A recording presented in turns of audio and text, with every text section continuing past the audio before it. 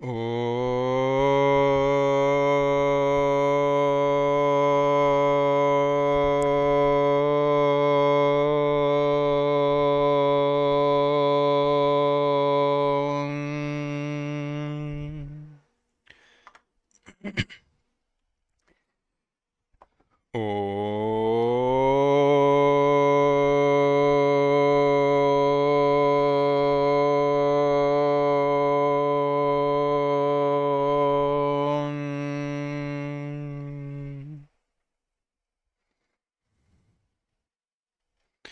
श्री गणेशाय नमः। श्री सरस्वत्यै नमः। श्री गुरुभ्यो नमः। श्रुतिस्मृतिपुराणानामालयं करुणालयं नमामि भगवत्पाद शङ्करं लोकशङ्करं शङ्करं शङ्कराचार्यं केशवं बादरायणं सूत्रभाष्यकृतौ वन्दे भगवन्तौ पुनः पुनः। ईश्वरो गुरुरात्मेति मूर्तिभेदविभागिने व्योमवद्व्याप्तदेहाय दक्षिणामूर्तये नमः।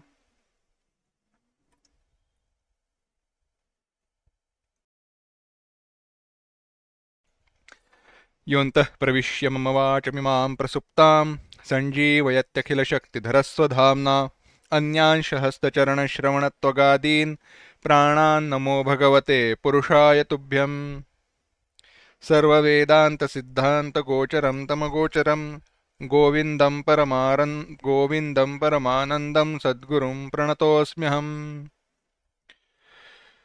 आचार्यांच्या विवेकचूडामणी ग्रंथाचं आपण चिंतन करतोय आणि ते चिंतन करत असताना अध्यासाच्या निराकरणाचा उपदेश आपल्याला आचार्य करतायत।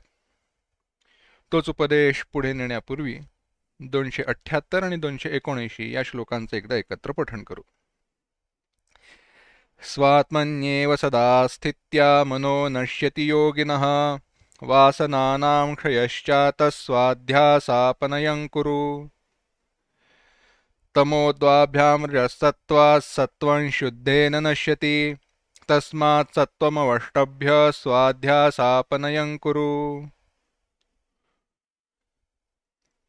रजोगुण आणि सत्वगुणाने तमोगुणाचा नाश करा, रजोगुणाचा सत्वगुणाने नाश करा, सत्वगुणाचा शुद्ध सत्वाने नाश करा आणि शुद्ध सत्वाचा आश्रय करून आपल्या भ्रमाला अध्यासाला दूर करा, असं आचार्य सांगतायत।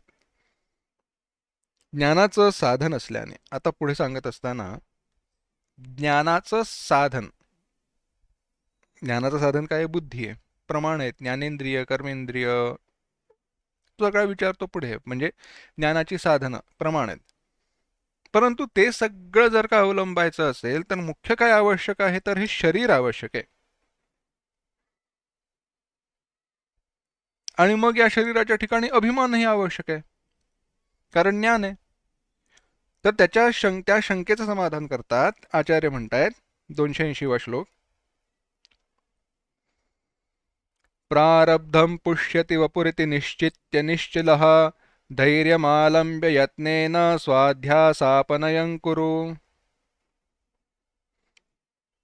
प्रारब्धं वपुः पुष्यति इति निश्चित्य निश्चलः धैर्यम् आलम्ब्य यत्नेन स्वाध्यासापनयं कुरु। प्रारब्धं पुष्यति, प्रारब्ध शरीरं पुष्यति, प्रारब्ध शरीराचं पोषण करतं हे जाणून असा निश्चय करून निश्चलः निश्चल भावाने निश्चल स्थिरचित्त होऊन धैर्यम आलंब्य धैर्याचा अवलंब करून स्वाध्यासापनयम करू स्वतःच्या अध्यासाचा अपनय कर, निराकरण कर। सुंदर कथा एक सांगतात। श्रीधर स्वामींच्या किंवा मधुसूदन सरस्वतींच्या जीवनामध्ये दोघांपैकी कोणाच्या तरी जीवनातली कथा सांगतात। श्री नृसिंह प्रसादतः असो, तात्पर्य असं आहे, झालं असं, राजाने एकदा प्रधानाला प्रश्न विचारला की उपासनेचा परिणाम काय असतो, उपासनेचं फळ काय आहे? खरंच परिणाम होतो का, तपश्चर्येचा परिणाम होतो का?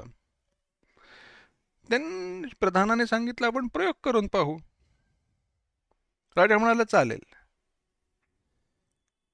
झालं असं, त्या प्रधानाने शहरातनं, त्या राजधानीतनं फेरफटका मारला आणि एका मुलाला पाहिलं.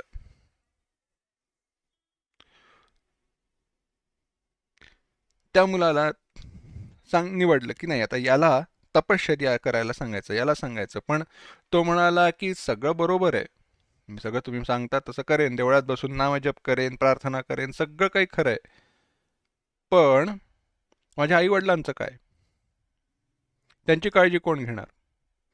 प्रधानाने सांगितलं त्यांच्यापर्यंत म्हणजे राजाच्या राजवाड्यातनं त्यांना शिधा दिला जाईल, उत्पन्न दिलं जाईल, सगळं काही केलं जाईल, तू फक्त बसून इथे नामजप करायचा. झालं.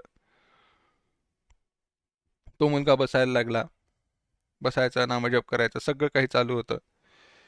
एकदा बसलेला असताना त्याचं लक्ष सहज समोर गेलं तर वळचणीला एक चिमणीने घरटं केलं होतं. वळचणीला चिमणीने घरटं केलं होतं. घरट्यामध्ये पिल्लं होती. घरट्यामध्ये पिल्लं होती. त्या पिल्लाला ती चिमणी येऊन भरवत होती, सगळं त्यांना तोंडात खाणं देत होती.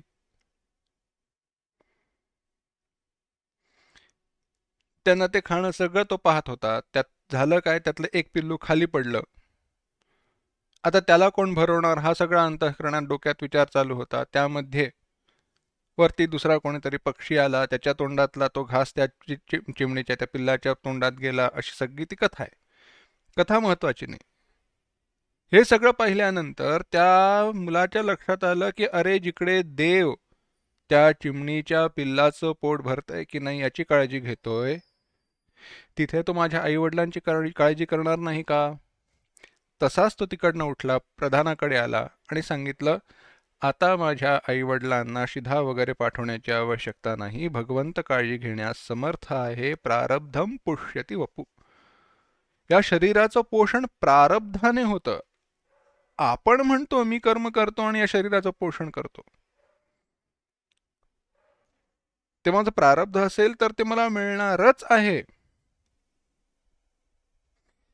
आणि जोपर्यंत ते कसं आहे, शरीर हे प्रारब्ध कर्माच्या अधीन आहे. प्रारब्ध असेल तर उत्तम भोग प्राप्त होतील, नाहीतर उत्तम भोग उपलब्ध असताना देखील उपभोगायची संधी मिळणार नाही. म्हणून पूर्वजन्मामध्ये पुण्यात्मक जे कर्म केलं आहे त्याचं परिपाक स्वरूप जे काही माझं प्रारब्ध आहे, त्या प्रारब्धाने या शरीराची रक्षा केली जाते, असा निश्चय करून आता या शरीराच्या रक्षणासाठी अन्य प्रयत्न करण्याची आवश्यकता नाही, हे जाणून लक्षात घ्या. हे काय आहे? हे अनाठाई काळजी करणं सोडून देणे, दूर करणे. प्रारब्धाने रक्षा होणार आहे ना, मग माझ्या कर्तव्य केल्यानंतर त्याच्या ठिकाणी मनाचा, चिंतनाचा, वेळेचा, चिंतेचा अपव्यय करणं योग्य नव्हे, हे आहे. त्याने काही सिद्ध होणार नाहीये, तात्पर्य नाहीये त्याच्यामध्ये. म्हणून आचार्य म्हणतायत, प्रारब्धाने हे शरीर रक्षिलं जातं हे जाणून, तो निश्चय करून, निर्विकार चित्ताने, निर्भय होऊन, धीरता धारण करून, अविकृत चित्त होऊन, प्रयत्नाने आपल्या अध्यासाचा, भ्रमाचा अपनय कर, आपल्या अध्यासाला दूर कर. मग हे कसं करायचं, तो प्रकार आचार्य सांगतायत. 281 वा श्लोक. नाहं जीवः परं ब्रह्मेत्यतद्व्यावृत्तिपूर्वकं वासनावेगतः प्राप्तः स्वाध्यासापनयं कुरु.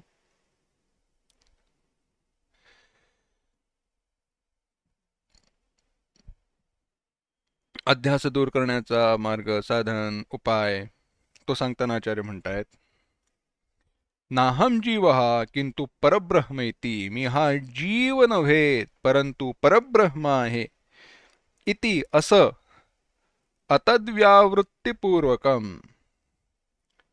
अतद्व्यावृत्ती ब्रह्मभिन्न, अतद व्यावृत्ती निषेध, पूर्वक ब्रह्मभिन्न सर्व पदार्थांचा निषेध करून वासनावेगतः प्राप्त, वासनावेगाने प्राप्त, स्वाध्यासापनयम करू, स्वतःच्या अध्यासाचा अपनय कर, स्वतःच्या अध्यासाला दूर कर.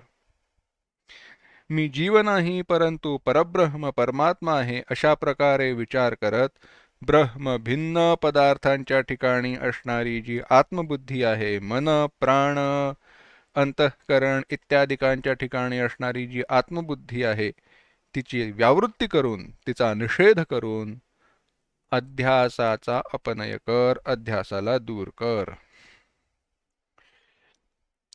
अतद्व्यावृत्ती, आचार्यांनी एक साधन सांगितलं, मार्ग सांगितला.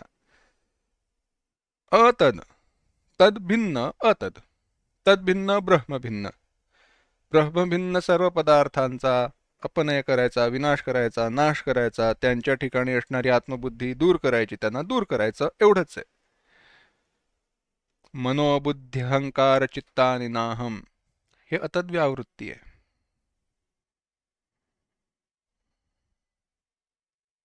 अतद्व्यावृत्ती रूपेण आचार्यांनी दुसरीकडे म्हटलंय, नाहम देहो नेन्द्रियाणांतरंगम, नाहंकार प्राणवर्गो न बुद्धि, दारापत्य क्षेत्र वित्तादि दूर साक्षी नित्य प्रत्यगात्मा शिवोहम.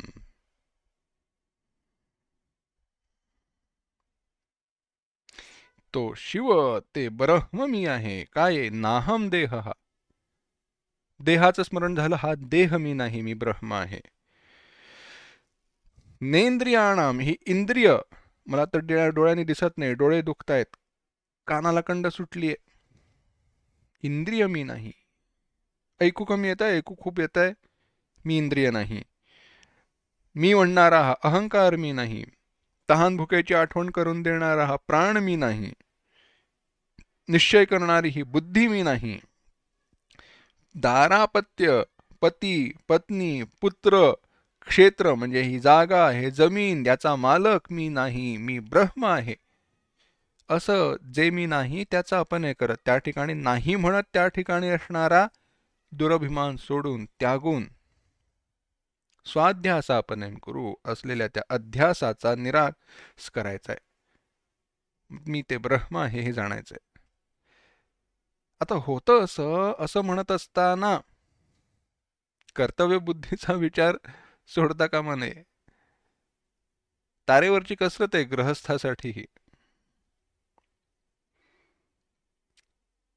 ह्या घराचा मी मालक नाही असं म्हणत असताना भाडेपट्टी आणि ॲन्युअल मेंटेनन्स, वार्षिक तो जो कर आहे, पाण्यावरचा असेल, जमिनीवरचा असेल, त्या मालमत्तेवरचा असेल, तो भरायचं विसरून चालणार नाही. व्यवहाराच्या ठिकाणी व्यवहार आहे, परंतु त्या ठिकाणी अति आत्मबुद्धी नको. अति आत्मबुद्धी नरे पाप साचे, ते साचे पापच आहे. ती आत्मबुद्धी नसावी. कर्तव्य बुद्धी चालेल, व्यवहार आहे त्यामुळे कर्तव्य बुद्धी असली पाहिजे, परंतु ती माझी सुखाची साधन आहे, तोच मी आहे हे नको. देवाने सांभाळायला दिलं एवढं म्हणावं, पुढे जावं. पण प्रवचनात सांगणं जेवढं सोपं आहे तेवढं आचरणात आणणं सोपं नाही, कठीण आहे. म्हणून तर ती साधना आहे, स्वाध्यासापनयम करू. होईल काय पण या प्रकारे निषेध करत असताना, नाहम जीव पराम ब्रह्मेत्यतद व्यावृत्तीपूर्वकम इति एतद व्यावृत्तीपूर्वकम इति एतद अतद्व्यावृत्तीपूर्वकम, अशा प्रकारे अतद्व्यावृत्ती रूपाने ज्या वेळेला या सगळ्याचा निषेध केला जातो त्यावेळेला वासना वेगत प्राप्त जो भ्रम आहे, वासनेच्या वेगाने, वासनेच्या योगाने प्राप्त झालेला जो भ्रम आहे, त्याला दूर करून ब्रह्म मी आहे याचं निरंतर अनुसंधान करत या अध्यासाचा अपनय केला पाहिजे, अध्यासाला दूर केलं पाहिजे. आता आत्म्याचं, परब्रह्माचं सार्वत्म्य, व्यापकत्व कसं जाणावं ते आचार्य सांगतायत. आचार्य म्हणतायत, श्रुत्या युक्त्या स्वानुभूत्या ज्ञात्वा सार्वत्म्यमात्मनः क्वचिदाभासतः प्राप्त स्वाध्यासापनयं कुरु. श्रुत्या युक्त्या स्वानुभूत्या आत्मनः सार्वत्म्यं ज्ञात्वा, श्रुत्या श्रुतीने, युक्त्या युक्तीने, स्वानुभूत्या स्वानुभूतीने, आत्मनः सार्वत्म्यं ज्ञात्वा आत्म्याचं सार्वत्म्य जाणून, क्वचित आभासतः प्राप्तम,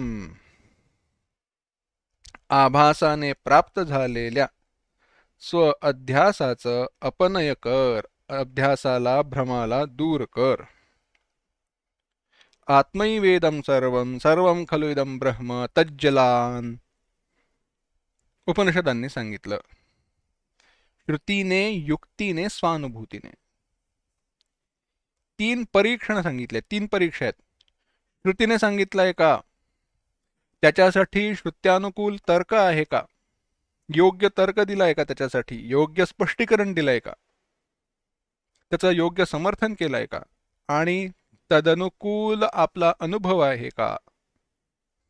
उदाहरणार्थ, साखर गोड आहे, कोणी सांगितलं, ज्याने साखर कधीच खाल्ली नाही त्याने सांगितलं चालत नाही. मी पाहिली म्हणून मला कळलं गोड आहे, चालत नाही. गोड चव आहे, जिभेचा तिकडे संयोग आहे, त्यामुळे आधी ती चाखून पाहिल्यानंतरच कळतं साखर गोड आहे. त्यामुळे जेव्हा जीभ सांगते साखर गोड आहे त्यावेळेलाच मान्य करायचं, हे काय प्रमाण आहे. मग साखर गोड आहे, ठीक आहे, साखर गोड आहे, पटलं, कळलं. गुलाबजाम गोड आहेत, कशावरून, जशी साखरेची चव तशीच गुलाबजामाची चव, त्यामुळे त्या पाक साखरेपासून बनवलेला आहे, तो गोड लागला म्हणून गुलाबजामही गोड आहेत. युक्ती आहे ही, अनुकूल आहे, तदनुकूल तर्क आहे, प्रमाणाने योग्य आहे.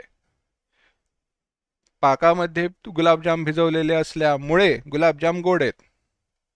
पाक कशाचा बनवतात, साखरेचा बनवतात, साखर गोड आहे माहिती आहे म्हणून गुलाबजाम गोड आहेत. हा सगळा तर्क झाला, प्रमाणाने ज्ञान झालं, परंतु तसा अनुभव आहे का. नाहीतर कळलं तो पाक होता, पाक नव्हताच, त्याच्यात मिठाचं पाणी होतं, तसं नाही. अनुभवही तसाच आहे ना. सगळं त्या समीकरणामध्ये बसलं तर यथार्थ ज्ञान. त्यामुळे श्रुतीने, युक्तीने, स्वतःच्या अनुभूतीने, या सगळ्याद्वारे, श्रुतीने, श्रुत्यानुकूल युक्तीद्वारे आणि स्वानुभवाद्वारे जेव्हा त्या आत्म्याचा अनुभव केला जातो, त्या आत्म्याची सर्वव्यापकता जाणून क्वचिदाभासतः प्राप्त, आभासामुळे क्वचित प्राप्त असणारा हा जो भ्रम आहे त्याला दूर केलं पाहिजे.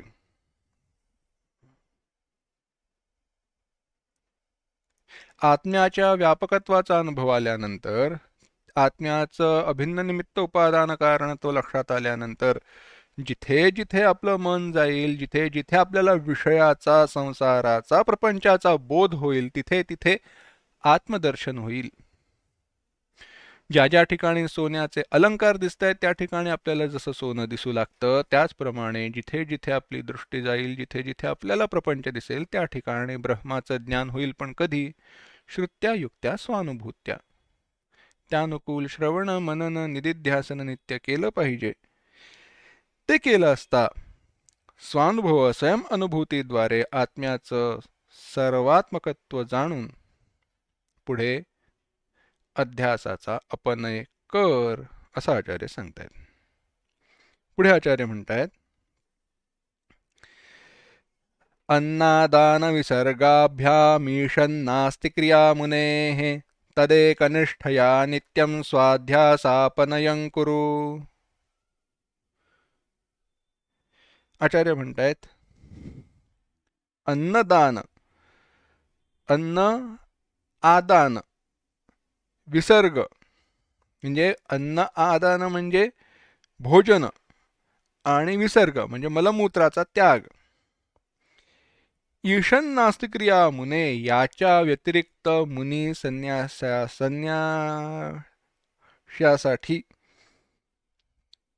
कोणती किंचित मात्र क्रिया कर्तव्य नाही. कोणतीही क्रिया करण्यास त्याला कर्तव्य नाही.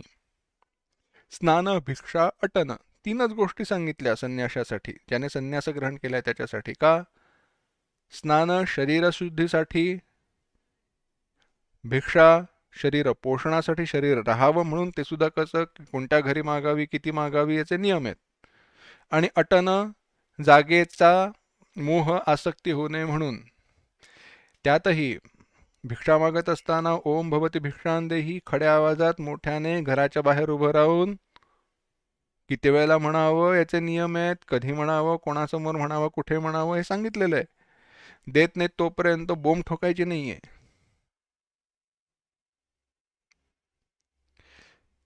असो, तात्पर्य काय, याच्या व्यतिरिक्त कोणतंही कर्तव्य संन्याशासाठी नाही. अन्न आदान, भोजन आणि मलमूत्राचा त्याग म्हणजे शरीराचं रक्षण. आता हे कसं कर्तव्यापुरतं, तेवढ्यापुरतंच. याच्या व्यतिरिक्त कोणती किंचिन मात्र क्रिया, कर्तव्य संन्याशासाठी, मुनीसाठी नाही. म्हणून तदेकनिष्ठया नित्यम, त्या आत्मनिष्ठेमध्ये नित्य एक होऊन अध्यास भ्रमाला दूर कर, असं आचार्य म्हणतात. आता आचार्यांसमोर, आदिशंकराचार्यांसमोर बसलेला शिष्य देखील तसाच वैराग्य संपन्न आहे, संन्यासीच आहे. त्यामुळे आचार्यांनी त्याला केलेला उपदेश हा योग्य आहे. आपल्यासाठी आपल्याला जेवढं झेपतंय त्याप्रमाणे करून घ्यायचा. उत्तम हाच आहे, योग्य हाच उपदेश आहे. परंतु आपल्याला जेवढं झेपताय तेवढं घेत आपली प्रगती आपण साधायची. पण पराकाष्ठा ही असली पाहिजे. काय आहे? मुनी, नित्यमननशील असणारा, चिंतन करणारा, मननामध्ये रत असणारा जो आहे त्याला मुनी असं म्हणतात. मननात मुनी, जो परमात्म तत्वाचं नित्य मनन करतो, चिंतन करतो, त्याला मुनी असं म्हणतात. क्षुधारूपी रोगाच्या निवृत्तीसाठी क्षुद्व्याधिश्य चिकित्सताम, अन्नरूपी औषधीचं ग्रहण केलं पाहिजे, परंतु ते मर्यादित औषधासारखंच केलं पाहिजे. भिक्षौषधम भुज्यताम, मलमूत्रादी शरीराचे स्वाभाविक ज्या क्रिया आहेत त्यांचा त्याग केला पाहिजे.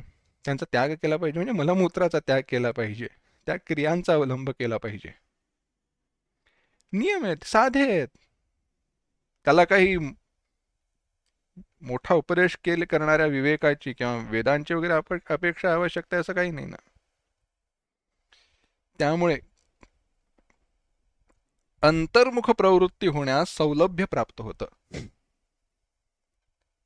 या क्रियांच्या अतिरिक्त कोणत्याही कर्मामध्ये साधक प्रवृत्त न झाल्याने वृत्ती बहिर्मुख होण्यास अवसर प्राप्त होत नाही, संधीच मिळत नाही.